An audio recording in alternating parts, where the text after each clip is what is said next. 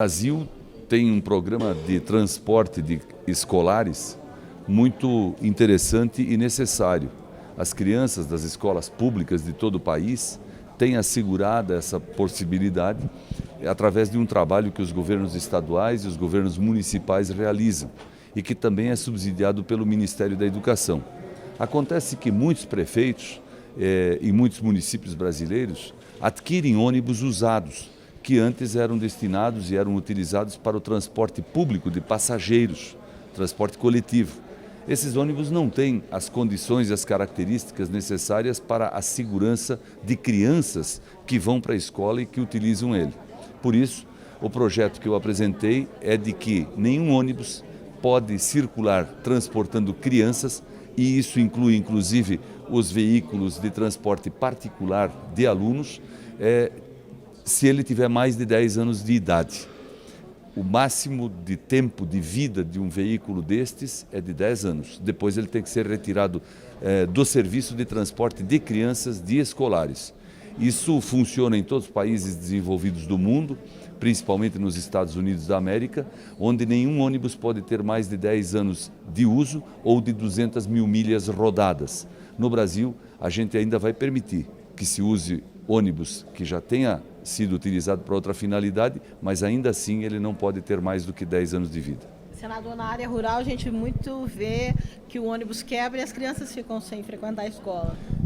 Por esse motivo é que nós apresentamos o projeto. Se o ônibus é mais novo, ele quebra menos. Aliás, o que me preocupa muito são, inclusive, os dentes das crianças.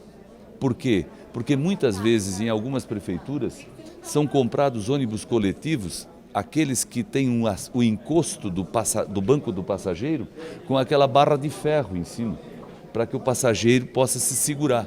E essa barra de ferro continua lá e as crianças não têm cinto de segurança. Então, numa freada de um ônibus, a criança machuca o rosto, machuca a dentadura de uma forma irreversível. E isso nós temos que evitar. Crianças precisam ser protegidas, principalmente num país que é alegre, num país que é grande, num país que é democrático como o nosso. A educação ainda não é prioridade, parece, né? Olha, ela já é prioridade. No que se refere aos recursos que se destina a ela já é prioridade quando o debate é feito a respeito dessa atividade de governo. Eu considero até que a educação, depois do governo Fernando Henrique, avançou muito no Brasil, tornando-se um assunto não de um partido político, não de um governo, passou a ser um assunto de Estado. Agora, ela precisa ainda sofrer muitos ajustes e precisa ser estabelecido uma série de mecanismos que tornem ela mais eficiente e mais próxima das necessidades e do sonho nacional. Agora, são pertinentes as críticas de que o governo Dilma se preocupa muito mais com o ensino universitário do que o ensino básico?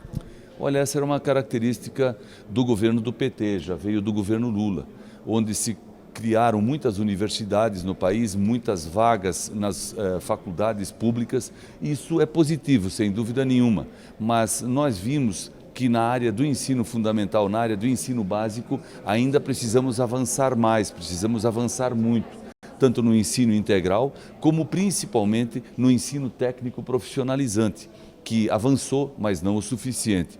A prova disso é a dificuldade que as empresas, que o setor produtivo do país tem na contratação de mão de obra qualificada. Eu nem falo na mão de obra especializada, eu falo na mão de obra qualificada, ou seja, com formação para poder iniciar no mercado de trabalho com conhecimentos básicos.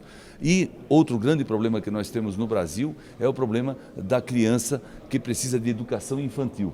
A Constituição diz claramente, toda criança brasileira tem direito à educação infantil. E nem todas as prefeituras, ou quase a grande maioria das prefeituras do Brasil, não conseguem atender a toda a demanda. Isso prova que faltam investimentos no setor e esses investimentos o governo federal precisa capitanear, precisa liderar.